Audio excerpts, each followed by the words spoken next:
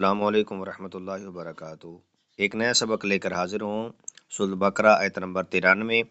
وَإِذْ أَخَذْنَا مِيثَاقَكُمْ وَرَفَعْنَا فَوْقَكُمُ الطُّورَ خُذُوا مَا آتَيْنَاكُمْ بِقُوَّةٍ وَاسْمَعُوا قَالُوا سَمِعْنَا وَعَصَيْنَا وَأُشْرِبُوا فِي قُلُوبِهِمُ الْعِجْلَ بِكُفْرِهِمْ قُلْ بِئْسَ مَا يَأْمُرُكُم بِهِ ایمانکم ان کنتم مؤمنین۔